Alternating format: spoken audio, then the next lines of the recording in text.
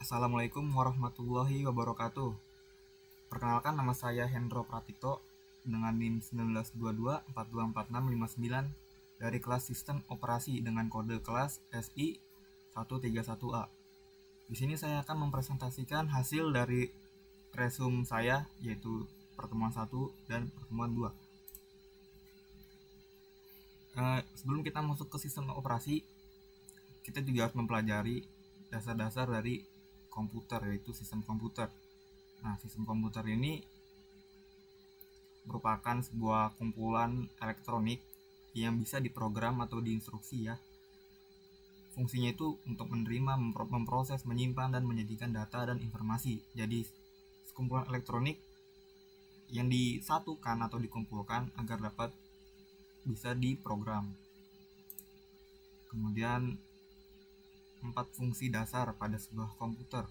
Nah, komputer ini dapat mengolah data, menyimpan data, memindahkan data, ataupun mengontrol. Mengolah data ini kita seperti membuat data, kemudian kita juga dapat menyimpannya dan juga memindahkan data tersebut. Komponen juga memiliki 4 komponen utama. Apabila kalau nggak ada komponen ini, komputer nggak bisa jalan ya. Yang pertama itu ada Central Processing Unit atau CPU, bisa juga disebut dengan prosesor ya. Di CPU ini biasanya operasi yang dijalankan itu operasi hitung aritmatika seperti tambah, kemudian kurang, bagi, kali, dan juga pemangkatan. Kemudian yang kedua memory. Main memory ini untuk menyimpan data-data kita di dalam komputer tersebut. Ada yang namanya internal hard disk, kemudian ada juga RAM, ROM. Itu juga memiliki fungsinya masing-masing. Kemudian ada input, output ini untuk sebuah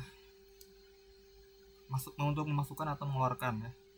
Seperti menghubungkan antara peripheral dengan komputer tersebut agar dapat digunakan dengan baik.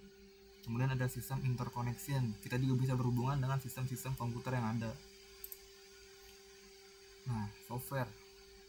Salah satu jenis perangkat yang sangat penting di dalam komputer adalah perangkat lunak yang dikenal sebagai tata olah sistem.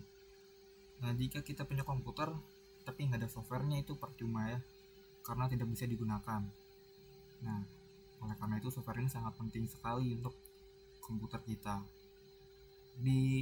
Secara garis besar, tata olah sistem tersebut adalah sistem bahasa, biasa dikenal dengan bahasa pemrograman atau bahasa komputer. Kemudian sistem operasi. Sistem operasi ini sebagai penghubung antara komputer dengan kita, atau brainware dengan hardware. Kemudian ada sistem utilitas. Sistem utilitas ini juga dapat dikatakan agar dapat digunakan sebaik mungkin, atau kebutuhan kita itu apa gitu. Kemudian konsep dasar komputer. Menurut George Gorslein, komputer atau sistem komputer dapat dikemukakan dalam beberapa macam tingkat konsep yang berbeda. Tingkatan konsep komputer itu terdiri dari tingkat konsep elektronik, konsep saklar, konsep transfer register, dan tingkat konsep arsitektur. Kemudian ada juga konsep diagram blok. Tingkatan konsep elektronik. Bentuk komputer terdiri dari sejumlah rangkaian komponen elektronik ditambah dengan komponen mekanika, magnetika, dan optik. Rangkaian elektronika yang melaksanakan berbagai kerja komputer. Nah, komponen-komponen elektronik ini juga memiliki fungsinya masing-masing. Bisa menerima masukan, mengolah data, merekam informasi ke disk, dan lain-lain. Tingkat konsep saklar. Aktivitas kerja yang terjadi di dalam komputer, kerja yang sederhana atau yang rumit sebagai sekumpulan gerakan terhubung atau terputus dari kumpulan-kumpulan saklar. Komputer merupakan kumpulan dari rangkaian saklar. Setiap saklar elektronik terdiri dari atas dua kedudukan atau keadaan yakni keadaan terhubung dan keadaan terputus. Kemudian ada tingkat konsep transfer register. Berbagai kerja komputer merupakan bentuk dari pindah-memindah informasi di antara berbagai register. Jadi komputer ini transfer register ini dia bertugas memindah-mindahkan data-data di dalam komputer. Tingkat konsep arsitektur.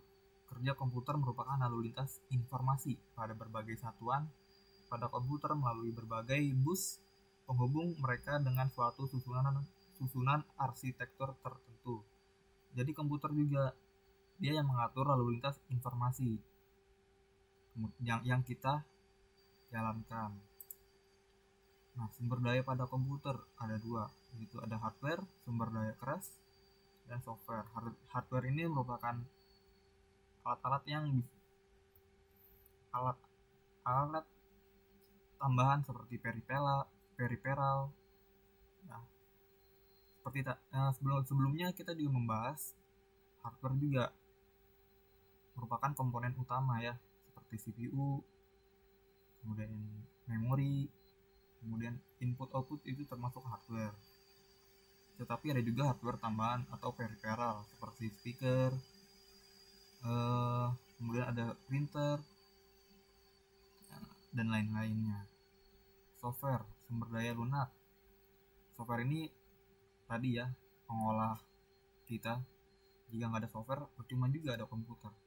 Contoh-contohnya mempengolah kata seperti Microsoft Office, untuk mengolah kata Microsoft Word, untuk mengolah angka Microsoft Excel, dan lain-lain.